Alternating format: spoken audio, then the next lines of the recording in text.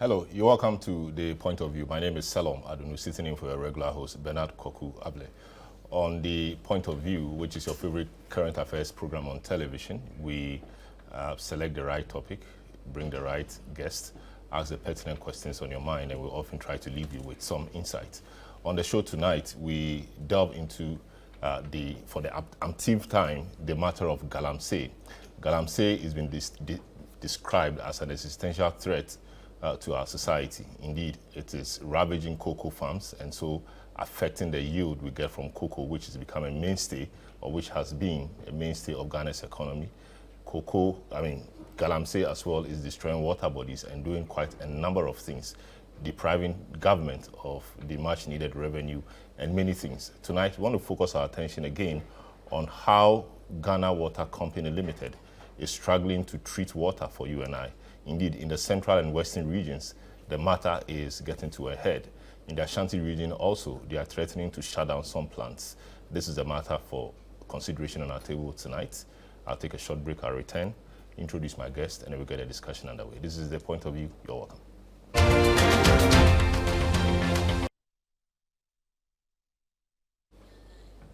You're welcome back. This is The Point of View. Tonight, we are looking at Galamsey and how it is affecting our water bodies.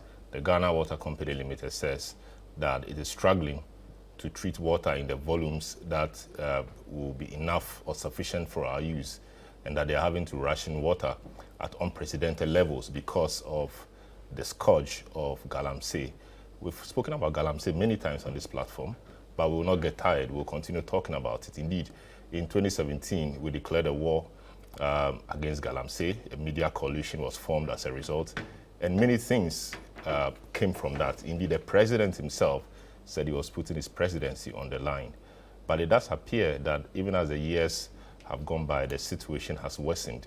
Now it does appear that nobody really cares about the problem again, and the problem is growing with impunity. Tonight, to help us with the discussion, will be Engineer Ken Ashigbe, who is a media of the Media Coalition Against Illegal Mining, Darrell Bosu, Deputy Director of Arocha Ghana, Nana Yao Berima Banier, who is the Head of Communication of the Ghana Water Company Limited in the Western and then Central regions.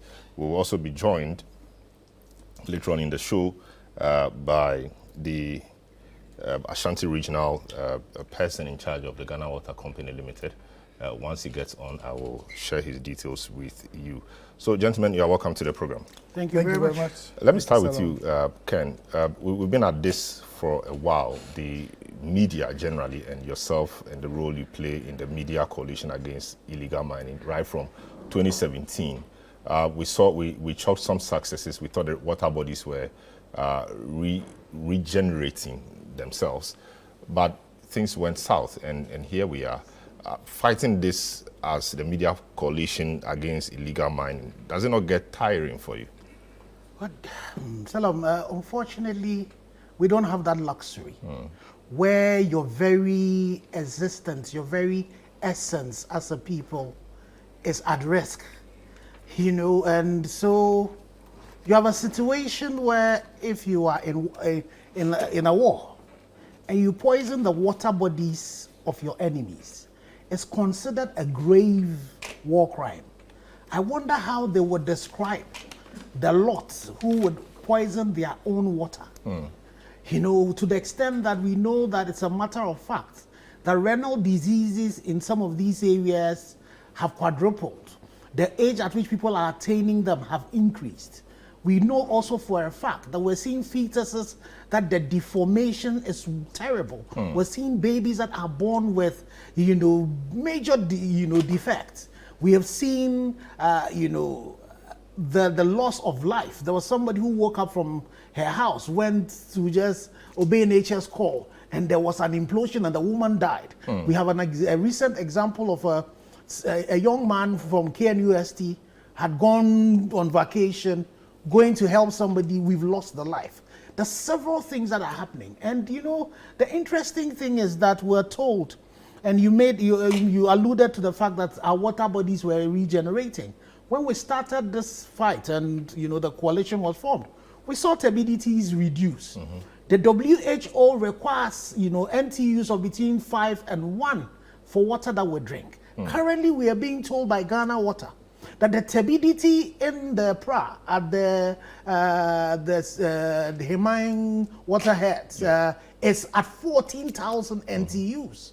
And once that happens, these equipment are not meant to process mud, but that's what we're putting into them. So I'm sure once we get my colleague from Ghana Water, he will tell you that the coagulant that we're using, you've changed from aluminum sulfate, and now you're using polymers. The cost is that high.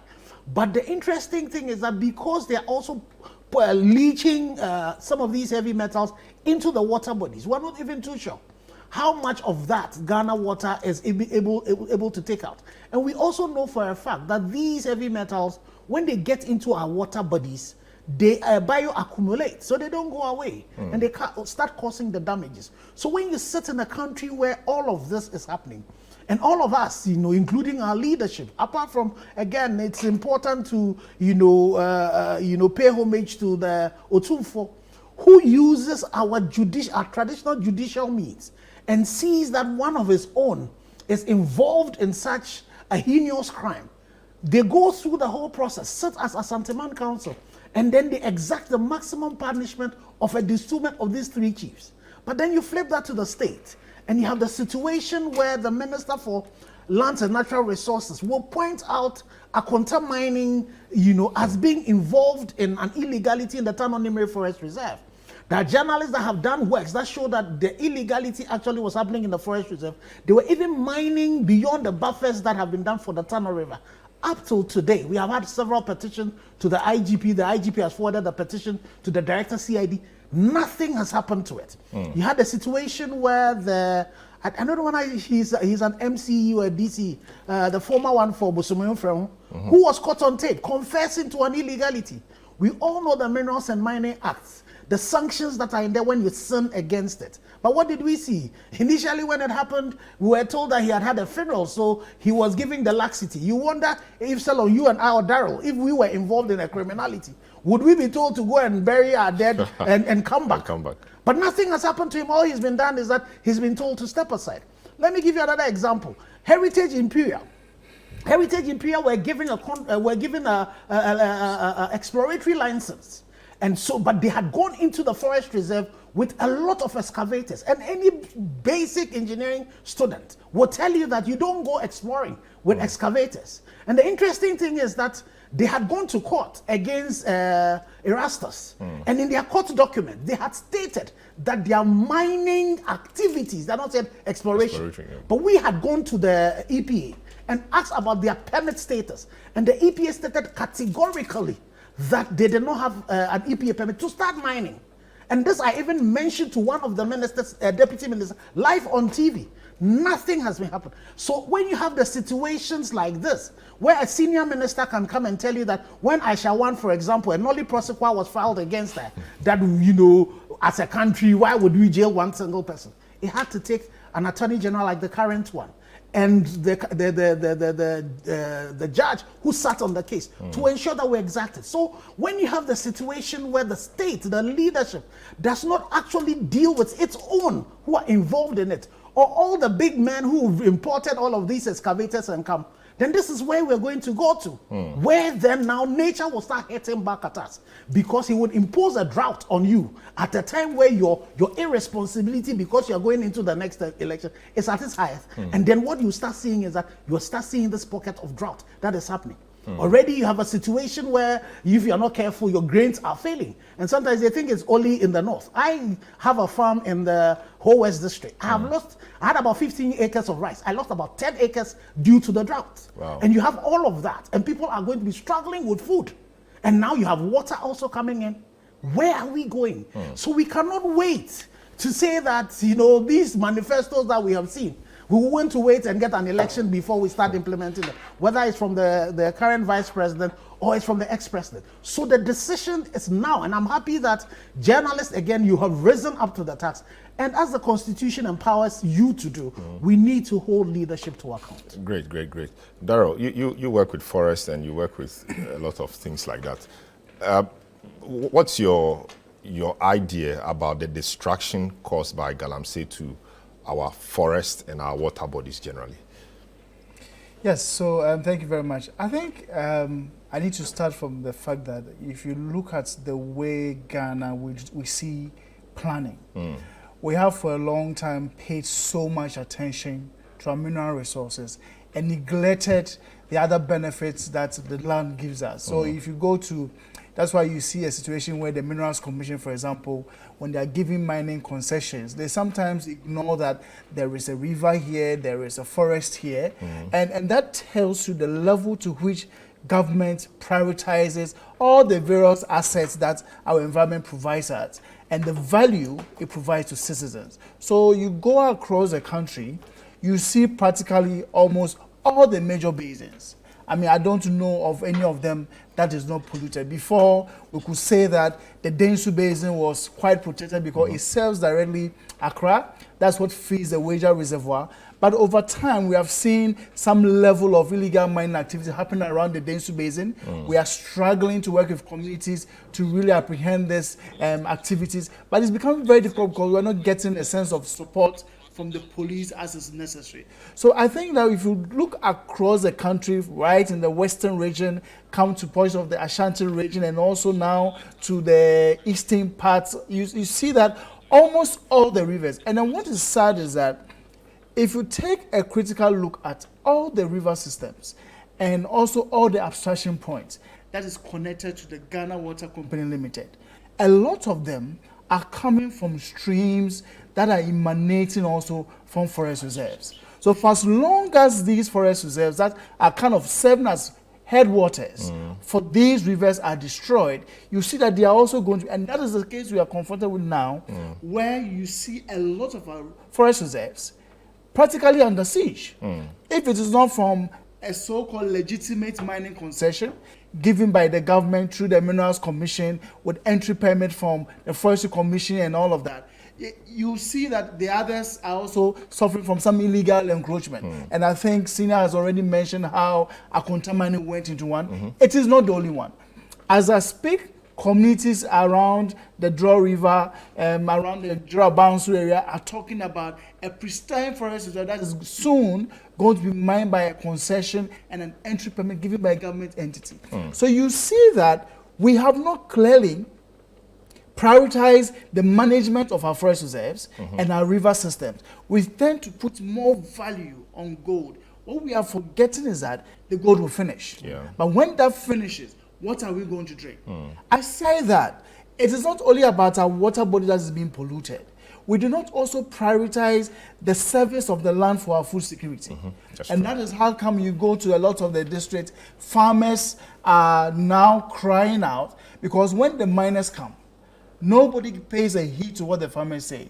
You can go and sleep at night, by morning, your farm is gone. And there's nobody to stand up for them. And I think you mentioned about how our cocoa is suffering as a result of that. So for a long time, so Ghana has had a policy of what you call integrated land use planning, but we don't work with it. When it comes to the gold and the minerals, everything else can be set aside. And what we are seeing now is the trade-offs. We prioritize gold over everything else. So right now, we are all bearing the brunt of that particular poor planning that we have been engaged in. So, I mean, if you go across, I mean, recently I was traveling around and I saw that it was really sad. That I remembered and reflected on the days when if you travel across the country, you come and see very beautiful rivers flowing around. Now, you are really going to struggle to come across any of these things. It's a very, very sad situation. And it is not just we who are complaining. I mean, because of this story of the Cape Coast issue and all that, we are now talking about it again. But it appears to be hitting. It appears to be hitting home now because now it appears there's a direct connection. People are now beginning to see the effect of Salon, Galamsey. it will interest you to know that this warning has been coming from Yes. the Ghana Water Company as far back as 2012. Yes. They have been complaining consistently about the state of our rivers. We have ignored those calls, and we always wait till it's very dire before we really start taking action. I remember how 2016 in Sangom virtually had no water. We had to service and provide them water through using water tankers. If you don't take care, Accra will soon also be faced with this. Right now, it is Cape Coast. Takoradi has already come under such a warning before. And for all these years, the question is, what has government done? I know we've had our Minister of Land talk about the need to protect our water bodies. They've indicated how these areas should be no-go areas. But for me, my disappointment has always been for the fact that whenever they make such pronouncement, they do not complement that with a compliance mechanism. Yes. There was nobody protecting the rivers when he says our rivers are no-go areas. At the same time he said that, if you go onto the MINCOM webpage, you see a lot of the concessions that were given out overlapping with rivers.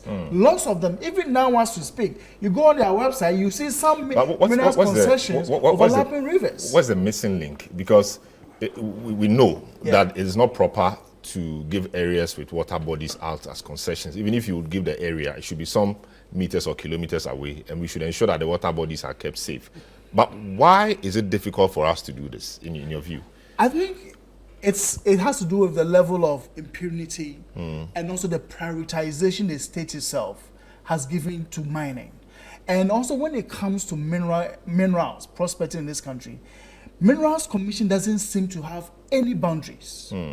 Even though the policy of integrated land use is there, also the recognition that some areas are forest reserves and some areas are water bodies, and there's even what we call the buffer zone policy. When it comes to the Minerals Commission, they don't seem to have any regard. They will tell you that, oh, we respect the rivers, but the actions on the ground tells you otherwise. So we shouldn't listen to what they are saying, but the actions that we see on the ground. And that is why I say that it's just a matter of impunity and also poor planning and some level of a big absence of compliance. Nobody is holding the officers who are giving out these leases to account for giving out areas even that overlaps with rivers and also forest reserves. Now, here is a case, the government itself decides that now Ghana needs more gold. I mean, for all the various things we want to do with gold. So even forest reserves that have been protected for many years, just 30 of them. Ghana has got over 280 forest reserves. We decided to set aside just 30 of them because they are so uniquely placed, both in terms of their ecosystem service for water service and biodiversity. We decided to protect them. Now the government thinks that gold is of paramount in everything we do as a country. Into the 30. So these 30, let's just go and bulldoze them down. And they quickly come out with the law, LI 2462, to actually practically have access to all forest reserves if they so want to. This is setting aside a protective guideline that used to say that these forests are no-go areas. Good. Just hold it there. Let me speak to the guy on the ground, the Ghana Water Company Limited, head of communications or communications manager for the Western and Central regions. It's been in the news recently because they issued a statement about 3 or 4 days ago stating that the situation has become very worse and they are getting to their wits' end. Just portions of the statement they issued says that pollution of the Pra River along its course, and most especially at the catchment of abstraction, has reduced water embankment to the barest minimum. About 60% of the catchment capacity is silted as a result of illegal mining, into bracket Galamsey, compromising the quality of raw water.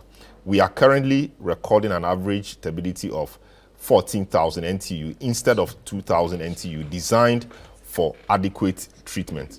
It goes out here to say that currently the plant, that's a treatment plant, specifically the Sechere Heman water treatment plant, is currently able to produce only about 7,000 meter cube per day, a quarter of its installed capacity. That's how serious it is. So Nanayao Banier, Nanayao Berima Banier, good evening, welcome to their point of view. How dire is the situation you are faced with in the western and central regions as a result of Galamsey? All right. Thank you very much, Salam. Yeah, it's as dire as the word dire. But my opening remarks or statement is that Galamsey in water bodies, river bodies, is tantamount to murder. I'm saying this because it is said, we all say it all the time, water is life. So for somebody to enter a river body that is a source of drinking water for millions of people in a country, to dig for gold, and by so doing pollute that water beyond treatment, that person is taking your water away from you, and by extension, he's taking your life from you. So Galamsey on river bodies is nothing but murder. Good. Right. You want to know how dire it is. The statement says that we are recording an average of 14,000 NTU as a Cheheman treatment plant. This is a plant that was built not too long ago with a designed raw water turbidity value of not more than 500 NTU. Not more than 500 NTU. That was what they had in mind at the time. So that if it goes beyond 500 NTU, it may be difficult. But Salom, we are not recording 1,000 NTU. Neither are we recording 2,000 or even 5,000. We are not recording 10,000. We are recording an average of 14,000 NTU. All right, I'm trying to correct, but an average of 14,000 NTU. It means that there are times that the value goes up. So what will happen if it gets to a point that the plant cannot handle it anymore? For your information, as we speak now, Galamsey is not taking place only on River Pra. It is so huge on Brim River. And on Brim River, we have about 4 plants. The Bunso and the Osino plant. If the turbidity goes beyond 1,000 or at most 1,005, the plant is unable to treat the water. So what happens? Whenever the value, the turbidity value, please let me, what is turbidity? When you talk about turbidity of water, we are talking about how cloudy or hazy, or maybe in simple term, dirty the water is. That is turbidity. The amount of suspended particle that you have in the water. So if the water is so dirty, in simple term, it's so dirty, it's so turbid, that it goes beyond 1,000 or 1,005 at Bunsu or Osino, the plant is shut down. I just spoke to the the water quality manager in Eastern Region. I just spoke to him. This thing I said it yesterday last week on another program. So if such a human that produces water for residents of Secondary Metro, Cape Coast Metropolis and Elmina Municipality, if the turbidity goes beyond a certain range, a certain level, that a human can no longer treat, what happens? The plant will be shut down. Because only a few people are holding majority, millions of Ghanaians to ransom. So that is the situation. Mind you, say, this 14,000 NTU we are talking about, for Ghana Water Company to say, we have treated this water, so we are sending it out, we must reduce it from that high up, 14,000 NTU, to, guess what? 5 NTU. That is a standard that we have been given. From 14,000, we must work magic and reduce it to 5 NTU. Color 2 must come to 5. With the turbidity at 14,000 MTU, the color should be around 30 or 40,000. Yes, because the color figures are always high. You understand? So this is the situation. What effect does this have on your equipment? And how much will it cost, or does it cost you to bring the intermediate down to the 5 NTU you say is the standard for you? Okay. This means that we must get a chemical that can treat that kind of water.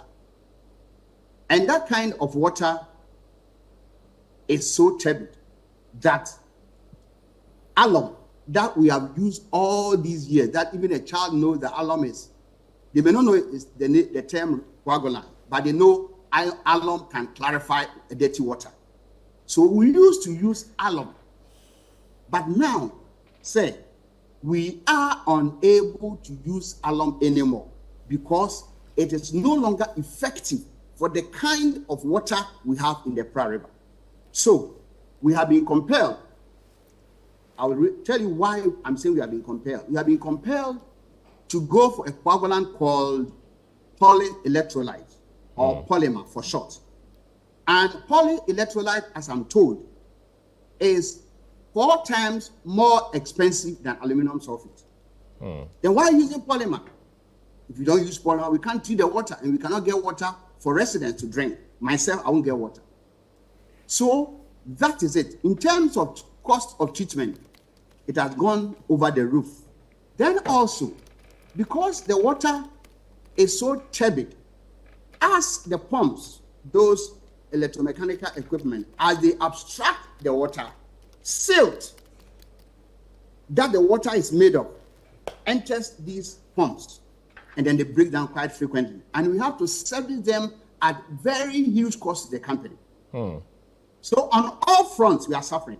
On all fronts, we are suffering. Very well. And this is just the work of only a few people in this country. Only a few people. Very good. I'll come to you. What they are doing to us. I'll come to you a bit later on what you have been doing about those few people and what your prescriptions are, as in what we should do to those few people. This is the point of view. I'll take a short break. I'll come back, speak to go to Ashanti region briefly and come back to the studio and see what solutions we can proffer as we go forward. This is the point of view. Don't go away. You're welcome back. This is the point of view. We are looking at Galamsey and Ghana's water treatment challenges. The Ghana Water Company Limited, at least for central and western region, we are told are having difficulties in treating water.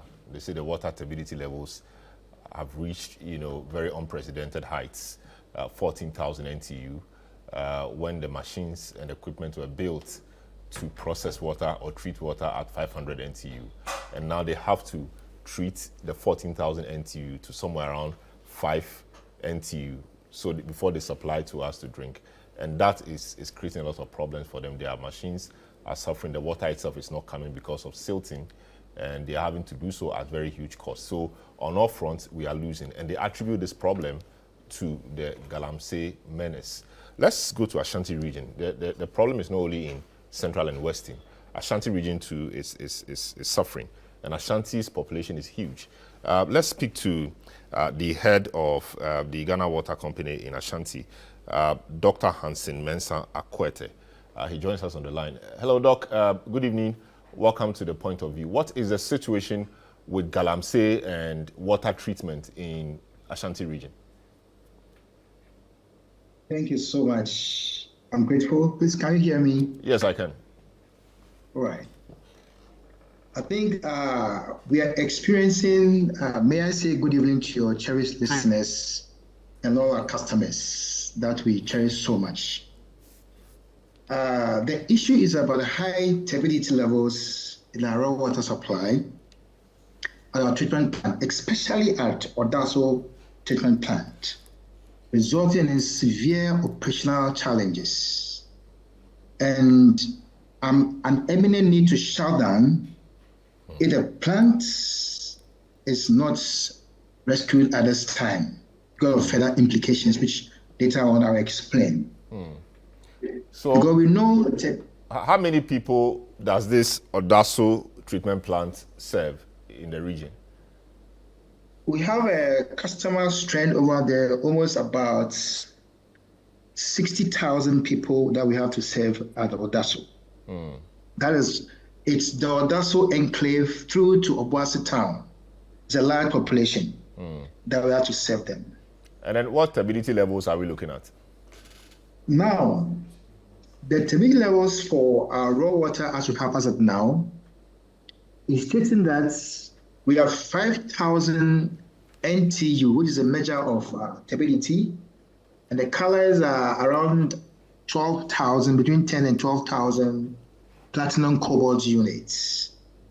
Per the design that we have, it means that this plant that will design it, we're supposed to treat an NTU of between 25 and 50 NTU, which has now ballooned to 5,000.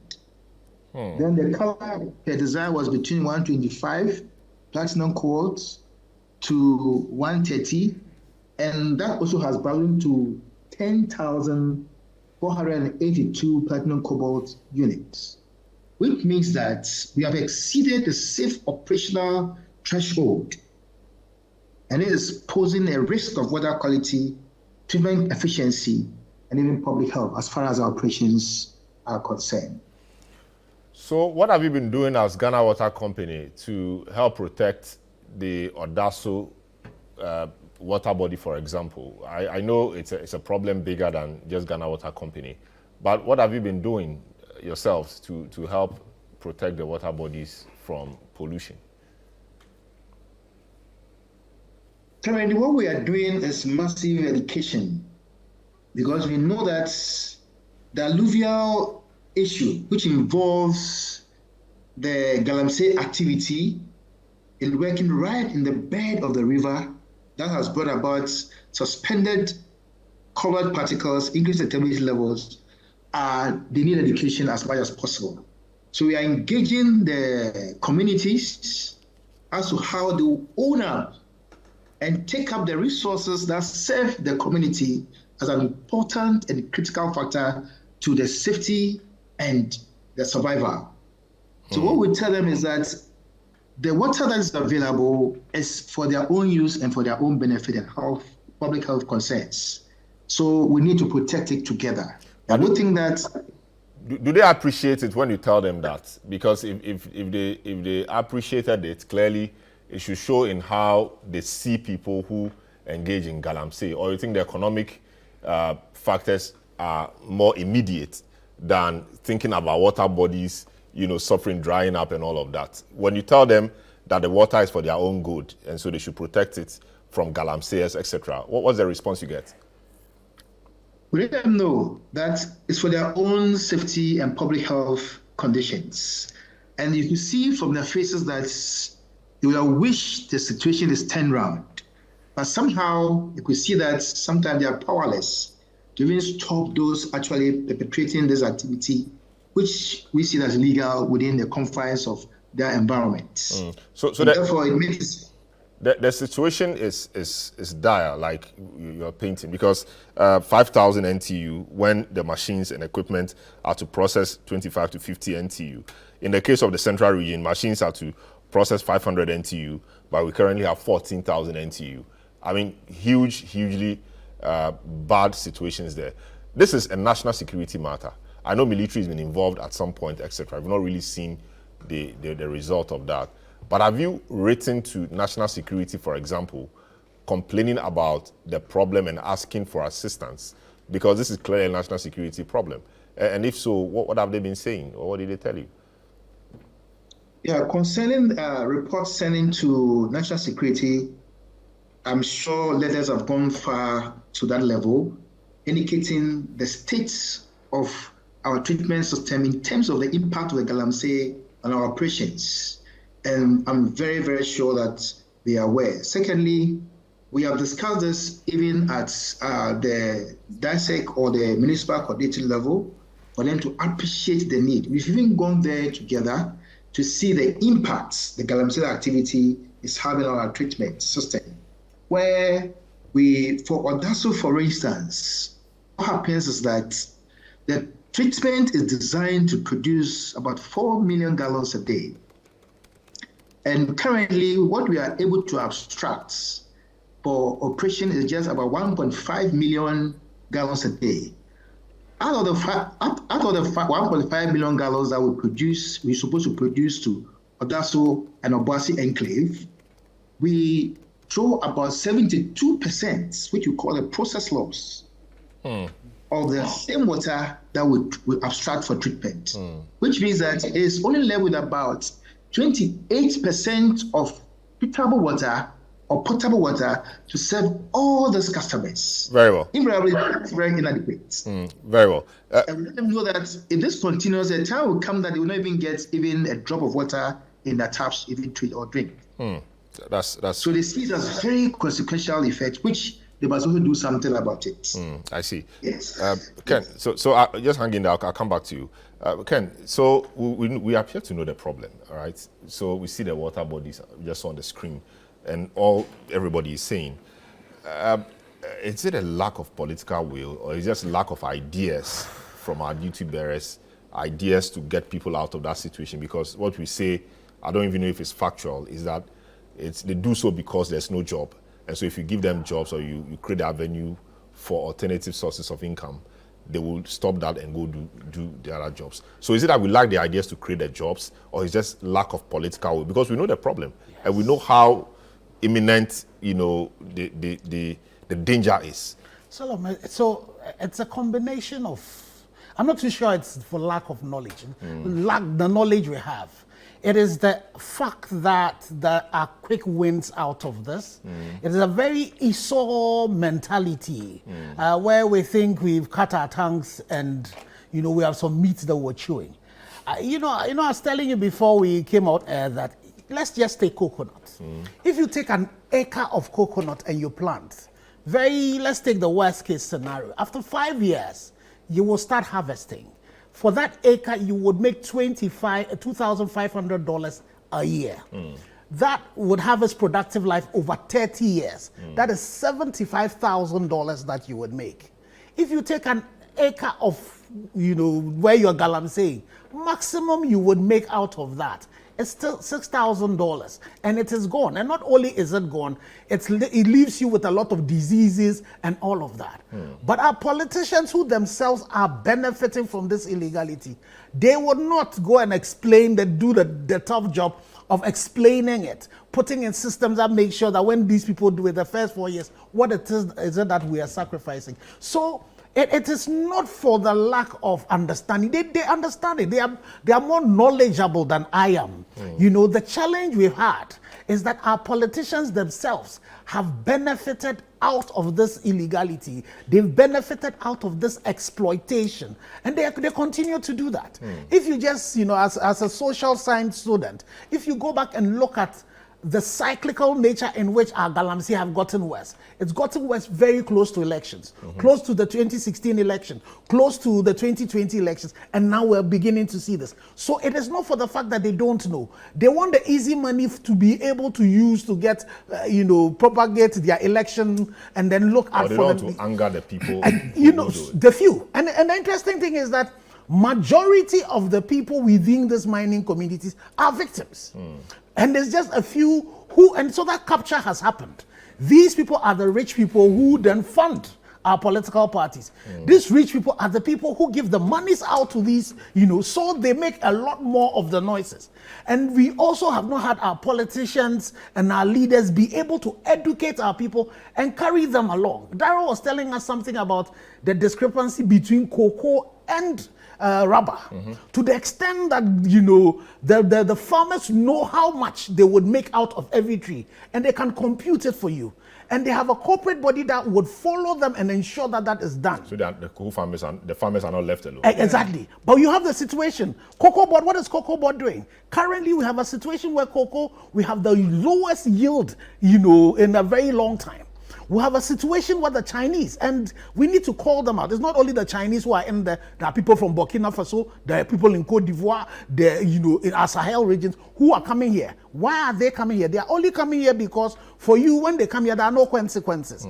And they're coming to prosecute this. But look at the cocoa issue. In China, China is very aggressively, pushing their cocoa, conversation. But they come into your country where you have the premium cocoa globally, and they are damaging that, and we're looking at them on consent. You have issues like even Gary. You know that currently, the amount of, if you go to, in the past, Ghana and Nigeria used to supply most of the corner shops Gary in the UK. Now Chinese have Oh no, they've taken it over. They even want to now bring it into your community. And so our politicians, and again, so it's good you're asking that. Look at the two manifestos of the NDC and MPP.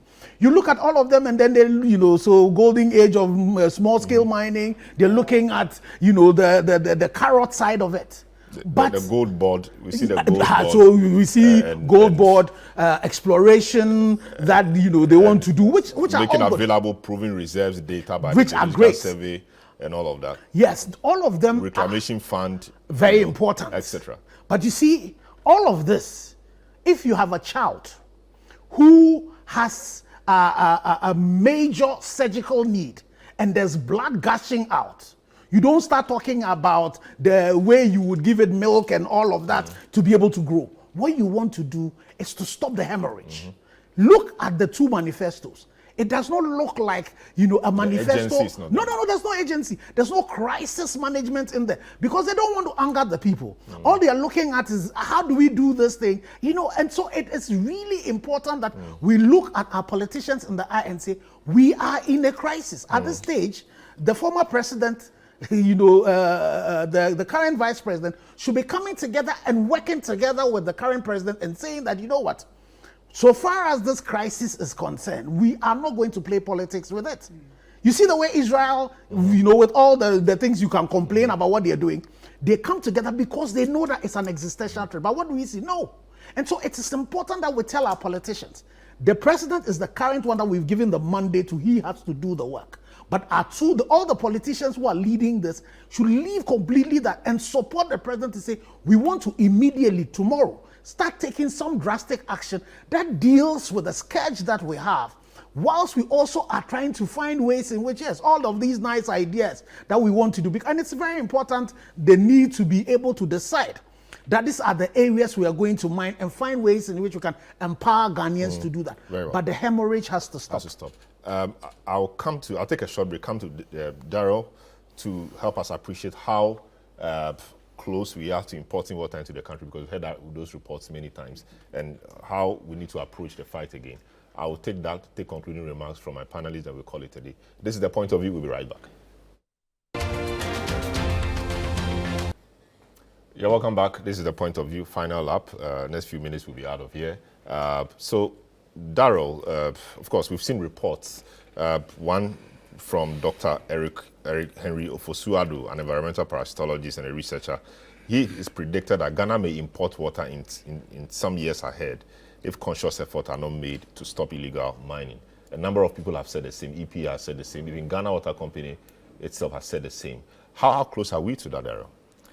Well, I think that is a question I would say is already happening. Because if you go to the communities, you see farmers take water from their homes to their farms.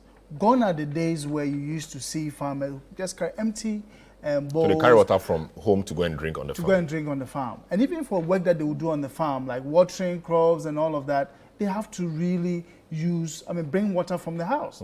Now they even take sachet water from the house to the farm, when before you only need to carry an empty gallon, you go to the farm and then you fetch from the river and then you do whatever you want to do. But now you don't have that. I also know people in the country now who already import bottled water. So you go to our shops, you see bottled water in the shops already. It is we are gradually getting there, and now we are making business for people who are into bottled water, sachet water.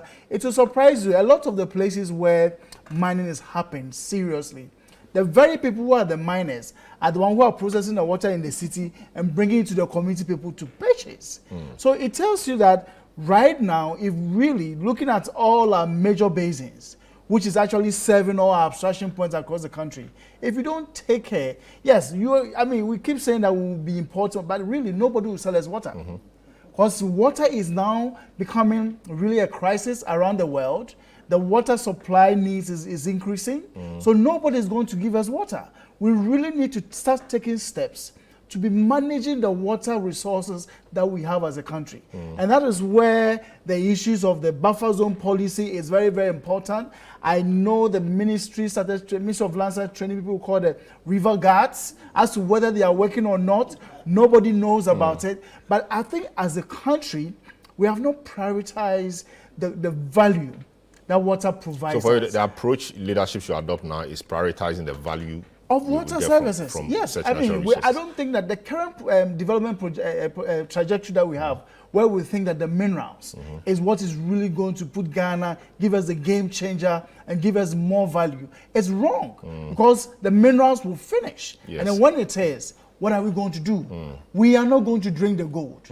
And I think that this is where we need to start talking about the natural capital accounting. How do we integrate the services of water, the service of food security, the service of well-being and health, when we are really looking at what asset as a country do we have that we can really amplify and then support in terms of resourcing through finance? Very well.